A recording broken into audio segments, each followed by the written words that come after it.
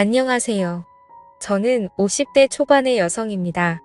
늘 힘들기만 했던 제 인생에 5년 전 기적이 찾아왔던 이야기를 해보려고 해요. 저는 보육원에서 자라 늘 가족이 있는 사람들을 부러워했어요. 그래서 꼭 좋은 사람을 만나서 가정을 이루는 게 꿈이었어요.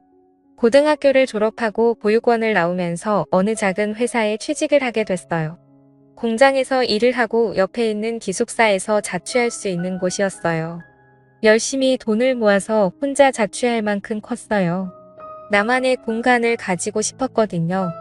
그렇게 돈을 모으는데 열중했던 어느 날 남편을 만나게 되었어요. 사무직이었던 남편이 공장에 샘플을 전달하러 왔다가 저와 만나게 된 건데요. 저는 그때 공장 사무실에서 격리를 하고 있었어요.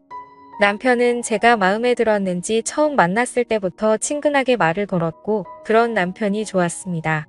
친절하고 따뜻하게 대하는 사람이 별로 없었으니까요.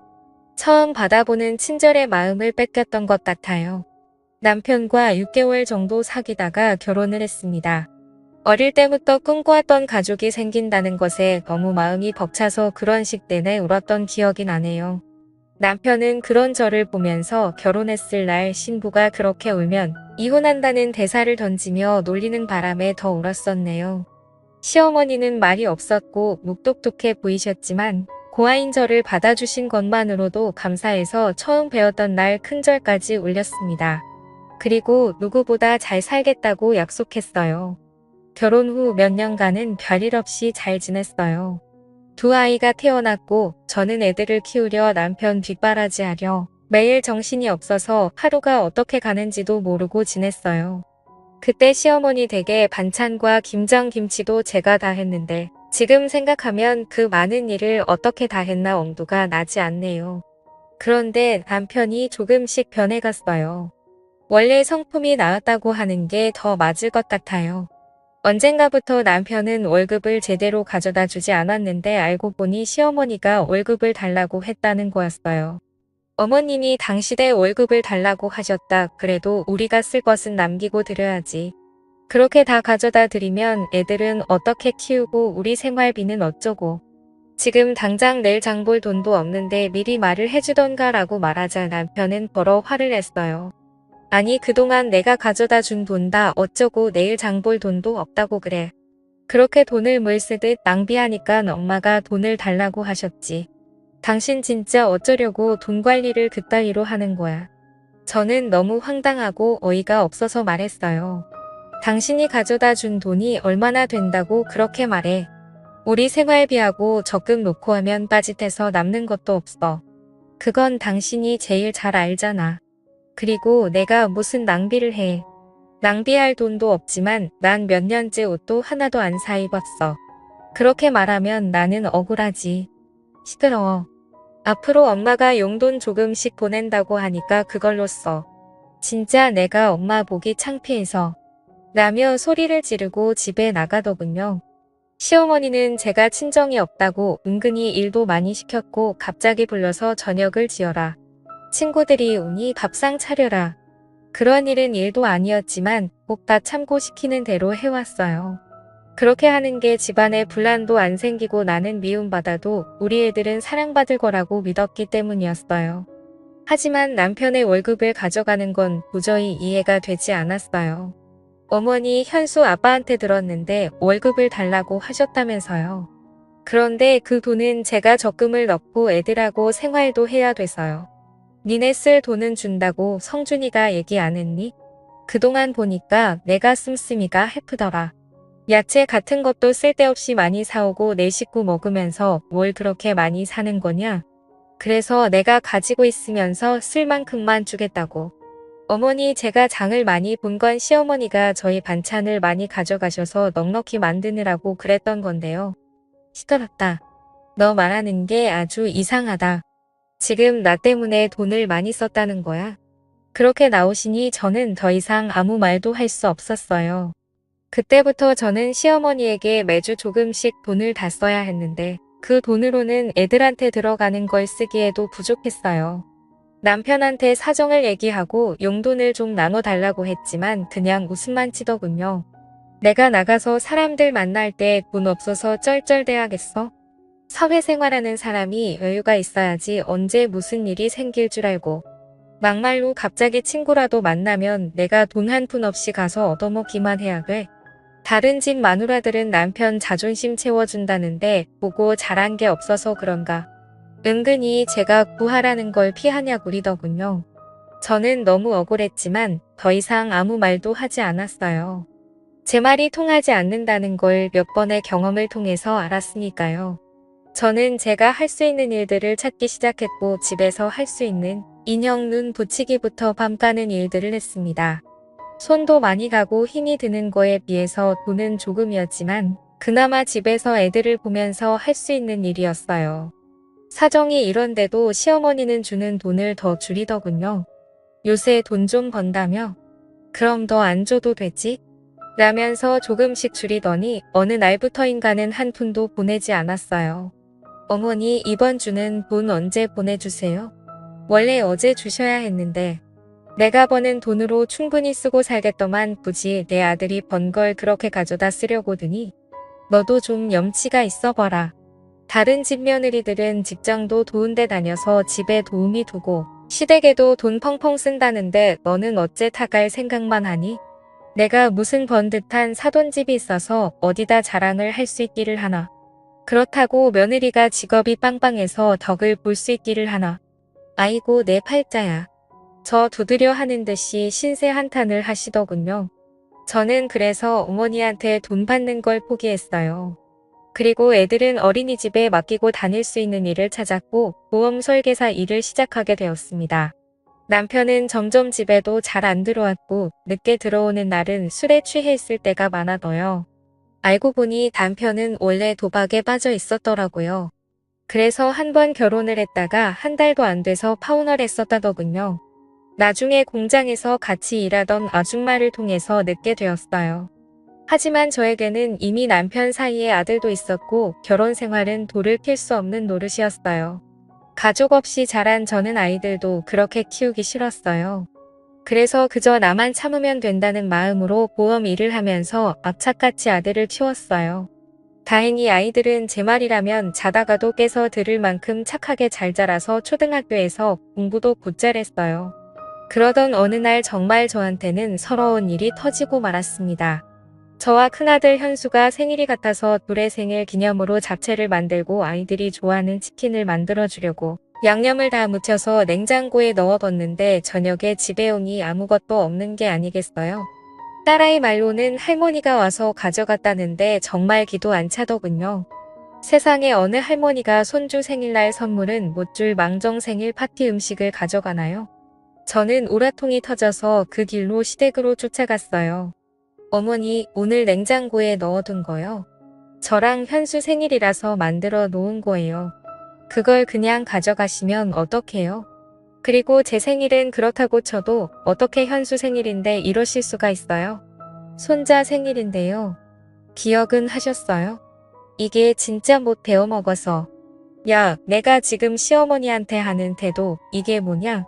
뭐 생일? 그래, 너 말 잘했다.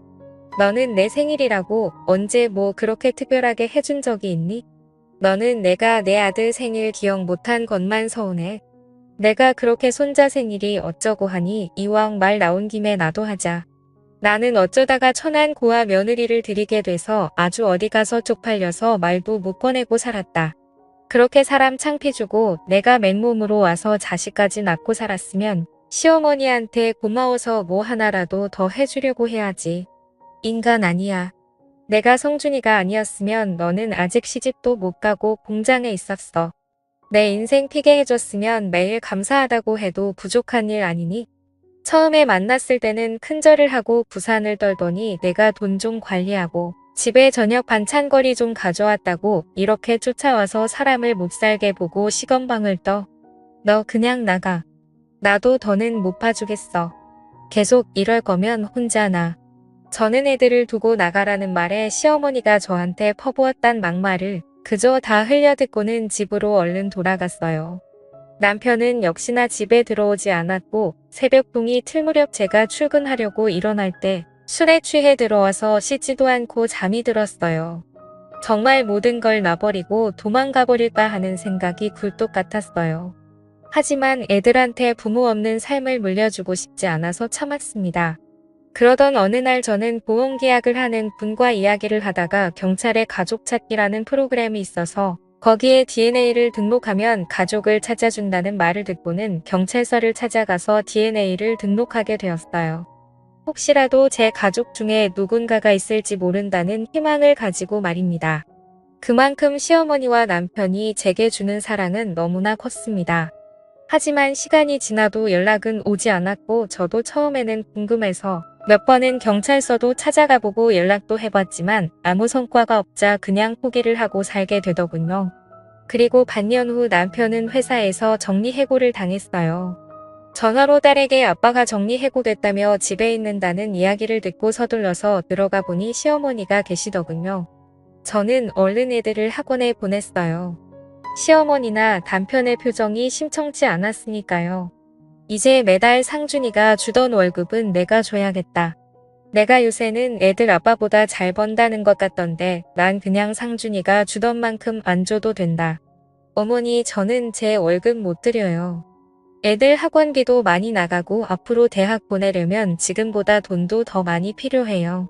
안 그래도 요즘 보험 계약하는 사람들이 줄어서 많이 어려워요. 그리고 저 그렇게 많이 버는 거 아니에요. 너는 아무것도 없이 시집와서 이만큼 살아놓고도 내 거 챙기겠다고 그러는 거야. 내가 감히 우리 엄마한테 따박따박 말 대답을 해. 내가 항상 이런 식으로 엄마를 대했구나. 그런 식으로 말하지 마. 나도 할 만큼 했어. 이건 내가 잘 먹고 잘 살겠다는 거 아니잖아. 우리 현수랑 현아를 위해서 그런 거라고. 어머니는 그동안 당신한테 가져간 돈도 아직 있는데 그거 안 쓰고 모아주신다고 했다며? 그럼 진짜 그 돈 쓰면 되잖아. 너 진짜 간도 크다. 내가 꼭 우리 아들이 힘들게 번 돈을 쓰라는 것처럼 말하는구나. 내 아들 돈이 그렇게 없으니 그 돈을 막 쓰겠다고 하는 거야. 당신, 이제 됐고 큰 소리 마. 그럼 엄마는 현수 생각은 안 한다는 거야. 둘은 앞뒤가 안 맞는 말을 하면서 저를 잡아먹을 것처럼 굴었어요. 그래도 저는 물어날 수 없었어요. 제가 버는 건 분명히 한계가 있는데 시어머니가 돈을 달라는 대로 그렇게 줬다가는 언제 또 낭패를 당할지 모를 일이었어요. 남편은 제가 계속 돈을 안 넣을 것 같자 이제는 자기 용돈만이라도 달라더군요. 그건 어머니가 전에 당신 돈 가져가신 거에서 주셔야 될 것 같은데 당신 돈 우리한테 쓰는 건 아까워도 당신이 쓰는 거지만 주실 거야. 아니 진짜 이 여자가 왜 자꾸 내 돈을 꺼내 쓰라고 난리야. 남편은 길길이 날뛰었고 그 뒤로 집에서 자주 행패를 부리고 돈 내놓으라고 소리를 질렀어요. 저는 아이들이 남편 때문에 피해보는 것이 싫어서 몰래 밖에서 만나서 돈을 주며 학원으로 바로 보내고는 했습니다. 아이들은 저에게 저런 사람은 아빠도 아니고 할머니도 아니라면서 남보다 더하다고 이혼하고 편하게 혼자 살으라고 했습니다. 이제 겨우 중학교 2학년인 딸아이가 하는 말에 가슴이 찢어질 것 같았어요. 그래도 저는 저런 아빠라도 애들한테 있는 게 낫다고 생각했어요. 그래야 나중에 애들이 지금 제가 겪는 서름을 겪지 않을 테니까요. 그렇게 몇 달이 지났는데 하루는 녹초가 돼서 집에 들어가려고 하니 문이 열리지 않는 거예요. 현관 비밀번호를 몇 번이고 다시 눌러서 경고음이 울렸지만 문이 열리지 않았어요. 당신 안에 없어. 왜 문이 안 열리지? 여보. 남편은 전화도 받지 않더군요. 그러다가 저희 집에 시어머니가 오시길래 문이 안 열려서 사람을 불러야 할 것 같다고 말했습니다. 그랬는데 시어머니는 문을 열고 들어가 버리더니 잠가 버리더군요. 내가 돈을 못 주겠다면 우리도 가만히 있을 수 없다. 우리 집에 하나도 도움이 안 되는 며느리는 이제 필요가 없다고 나가.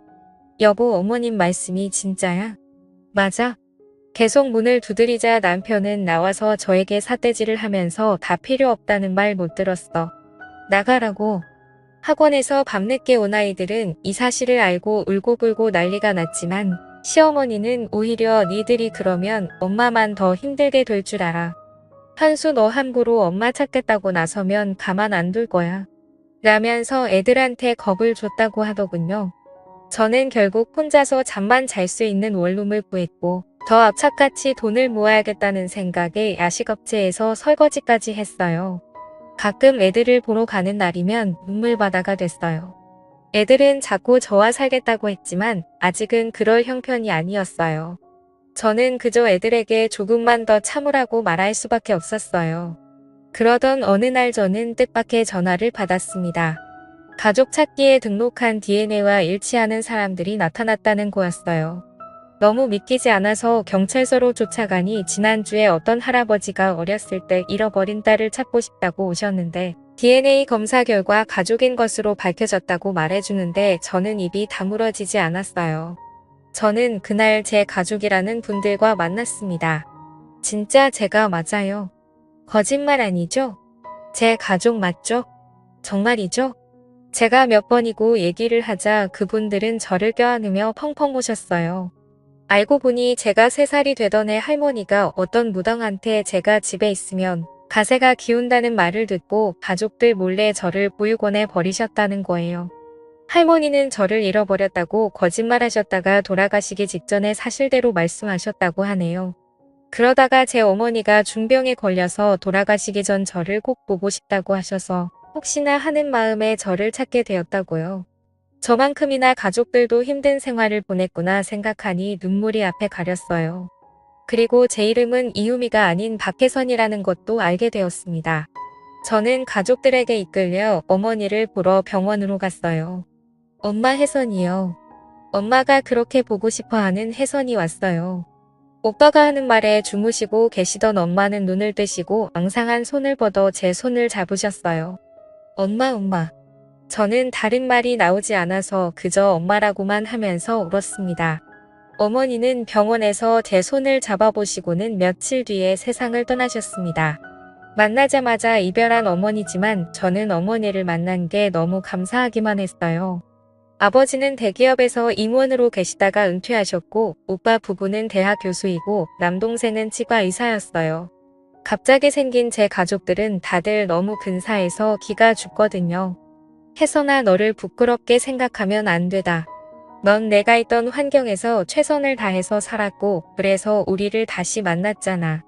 나는 우리 딸이 너무 자랑스럽다. 저는 아버지의 말에 눈시울이 붉어졌어요. 정말 내 아버지라서 이렇게 내 마음을 알아주나 싶은 생각이 들었어요. 아버지는 엄마 단둘이 살고 계셨는데 엄마를 보내고 혼자가 되었으니 당분간 저와 같이 살고 싶다고 하셨어요. 저는 그게 너무 좋기도 했지만 애들이 걸렸어요. 그래서 일단 제 사정을 오빠한테 얘기했어요. 아버지한테 말하면 충격받으실까봐 걱정이 됐거든요. 오빠는 아버지한테 말해도 괜찮을 거라면서 잘 말씀드리자고 했고 제 처지를 들은 아버지는 화가 나셔서 그 자리에서 일어나 당장 아이들을 데리러 가자고 하셨어요. 저는 남동생이 운전하는 차를 타고 아버지는 오빠가 운전하는 차를 타고 그렇게 시댁 앞에 검은 세단차 2대를 몰고 갔어요. 제가 벨을 누르자 시어머니는 저인 것을 확인하시고 막말부터 퍼부셨어요. 내가 무슨 낯짝으로 여기까지 왔냐? 이제 돈 좀 내놓을 생각이 들어. 그러자 아버지가 큰 소리로 저희 손주들 데리러 왔습니다라고 하셨고 그 말에 시어머님과 남편이 어리둥절해서 나오더군요. 남편은 저와 제 식구들을 위아래로 훑더니 어디서 등골 빼먹을 영감이라도 구했어. 그래서 이렇게 와서 큰 소리 치는 거야. 내 자식들 그런 구질구질한 돈으로 키우게는 못하지. 라고 하자 진짜 생각하는 수준하고는 저분이 제 아버지세요. 우리는 훼손이 가족입니다. 저를 가리키자 남편과 시어머니는 어리둥절하래 하더군요. 오빠 남동생이 우리 애들 옷가지와 책들을 챙기는 동안 저는 시어머니와 남편에게 제 가족을 찾은 얘기를 했어요. 제 얘기를 들은 2사람은 얼굴이 하얗게 질려서 아버지를 보다가 점점 고개를 숙이더군요. 돈 때문에 항상 걱정이 많으신 것 같으니 이제 제 손주들은 제가 챙기겠습니다. 그동안 제 딸한테 하신 것에 대해서는 차차 어떻게 할지 변호사와 상의할 거고요. 라고 하셨고 변호사 소리를 들은 시어머니와 남편은 표정이 굳어졌어요. 오빠 남동생이 애들 짐을 다 챙겨서 나오자 시어머니는 다급하게 저를 붙잡고 아가 우리 얘기 좀 하자. 그래도 너 갈고 졌을 때 우리가 받아둬서 여태까지 자랐잖니. 사돈께 말씀 좀 잘 드리고 하는데 오빠가 시어머니의 손을 탁 치면서 남의 동생 함부로 잡지 마시죠. 그리고 받아줘요. 어디서 그런 말씀을 하시죠. 제 동생이 결혼을 했지 이 집에 일하러 들어온 일뿐입니까? 사람이 힘없다고 막대하고 그러는 거 아닙니다. 라면서 차갑게 말했어요. 시어머니는 쩔쩔매기 시작했습니다. 아가, 내가 정말 큰 실수를 했다. 정말 미안하다. 내가 잘못했어. 여보, 미안해. 당신이 돈 안 주니까 그만 꼭 해서 정말 내가 바보 같아서 미안해. 돈을 안 준다고 해서 당신이 그렇게 말을 해. 난 당신이 벌은 돈 거의 만져보지도 못한 사람이야. 그런데 내가 아이들하고 먹고 살겠다고 돈을 안 준다고 사람을 그렇게 내도 못 참. 그것도 일하고 들어온 사람을. 나 이혼 소송할 거니까 그렇게 알고 있어. 저는 애들을 데리러 학교로 갔고 갑자기 왜 할아버지와 왜 삼촌이 생긴 아이들은 어한이 된 건 했지만 곧 너무 기뻐하며 좋아해줬어요. 그리고 시어머니와 남편은 몇 번이고 제게 연락을 하고 찾아오기도 했지만 만나지 않았어요. 한 번은 제가 오빠 부부와 백화점에 갔는데 어떻게 알고 시어머니가 저희를 쫓아오신 거예요. 그래서 오빠가 무슨 얘기를 할 건지 드러나 못했으며 같이 백화점 커피숍으로 들어갔어요. 제 둘 부부는 잘 지냈는데 아들이 회사를 그만두면 문제가 생긴 거예요. 용돈을 안 주겠다고 하니 불화가 좀 있었고 저도 남들 다 받는 폐물임을 예단 못 받고 며느리를 들었는데 제 입장은 생각 안 하시고 무조건 안 좋게 보시네요. 그렇네요. 좋습니다. 그 용돈이라는 것과 폐물 예담해드리고 저희도 가정폭력과 협박으로 아드님과 사돈분 정식으로 고소하겠습니다. 아니 그러시면 얘기가 틀려지죠. 지금 혜선이 이혼 변호사 만나고 왔는데 애들 직원을 들어보니 굉장하더군요. 하루가 멀다 하고 술 마시고 도박하고 집에 안 들어오는 아버지, 그리고 집에 있는 애들 간식까지 쓸어가고 돈 한 푼 안 보태면서 엄마를 부려먹는 할머니. 이 정도면 이혼 사유가 차고도 넘칩니다.